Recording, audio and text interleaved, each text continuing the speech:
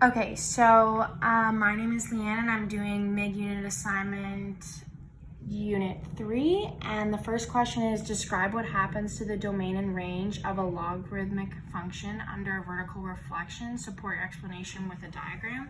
So first I drew a logarithmic function and the domain is x is an element of all reals, x is greater than 0, and the range is y is an element of all reals.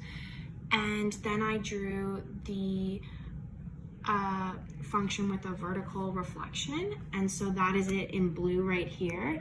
And the domain is x is an element of all real, where x is greater than 0, and the range is x is an element of all real. So therefore, a vertical reflection does not change the domain and range.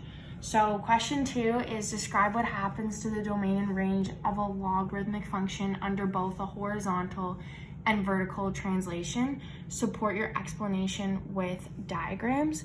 So first I just drew the logarithmic function parent function, and it has the same domain and range as the previous one.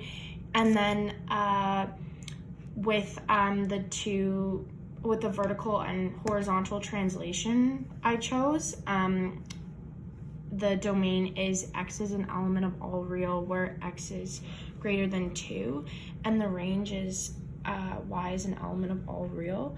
So the vertical asymptote has shifted, and so it's at 2 now and not 0. And so therefore, a vertical translation does not change the domain or range. The horizontal translation does not change the range, but it does change the domain.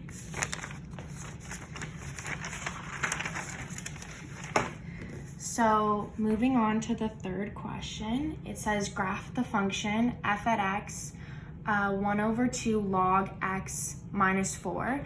And so this is that graph right here, and that was the first part of it, and in pink. And the second part was that you were to graph the line y equals x on the same grid. So that's right here in orange. And then the part B was to graph the inverse function f inverse at x by reflecting f at x in the line y equals x. So that's this function right here. And so these are all three graphs.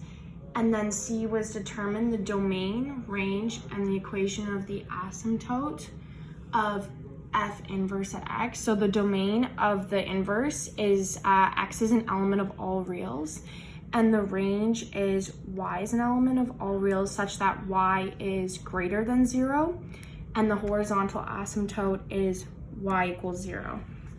So then for part D, it was determine the equation for f inverse at x. So the first thing I did is I just wrote out the original function, and then instead of writing f at x, I wrote y, and then in the third step I swapped y and x for each other, and then I moved the -4 to the other side, and now it's a +4 on this side.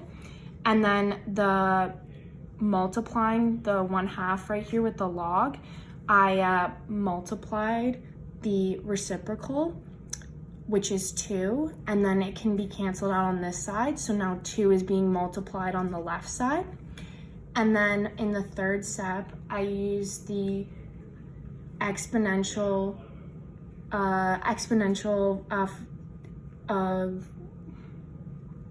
form, and then that way I could isolate for y. And then therefore I could write the inverse of f at x.